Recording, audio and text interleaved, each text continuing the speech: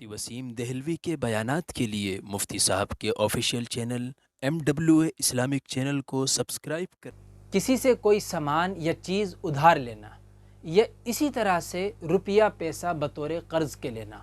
اگر لینے والا لیتے وقت اپنی نیت اور ارادے کو صحیح رکھتا ہے تو اللہ تبارک و تعالیٰ اس قرض کو، اس کے ادھار کو اپنی طرف سے ادا فرما دیں گے۔ اسی طرح اگر اس کی نیت اور ارادہ لیتے وقت ٹھیک نہ ہو تو اللہ تبارک و تعالیٰ جو اس کے پاس مال ہے اس کو بھی ضائع فرما دیں گے۔ اللہ کے نبی صلی اللہ علیہ وسلم نے حدیث مبارکہ میں ارشاد فرمایا، من اخذ اموال الناس یرید اداها ادى اللہ عنہ، کہ جو شخص کسی سے مال یا کوئی بھی سامان ادھار لے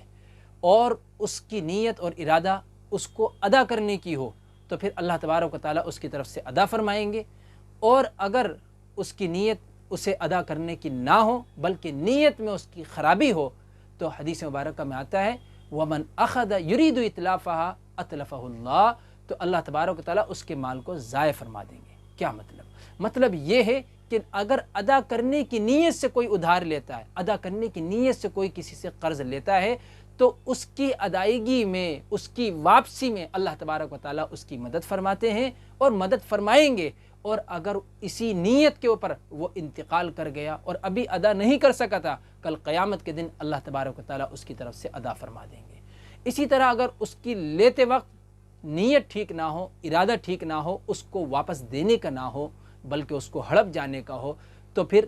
ایسا شخص دنیا میں بھی نقصان اٹھاتا ہے اور آخرت میں بھی نقصان اٹھائے گا۔ ایسے شخص کے پاس نیت کی خرابی کی وجہ سے دنیا میں بھی جو مال ہوگا اللہ اس کو بھی ضائع فرما دیں گے، اس میں بھی اس کو نقصان عطا فرمائیں گے، اور کل قیامت کے دن بھی اس کی سخت پکڑ ہوگی، اور اس کی نیکیاں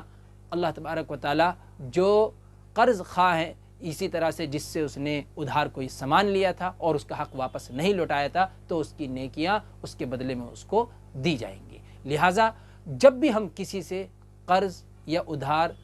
کسی بھی چیز کا لین دین کریں، روپیے پیسوں کا کریں، تو پھر ہم اس کے ادا کرنے کی نیت سے ہی لیا دیا کریں۔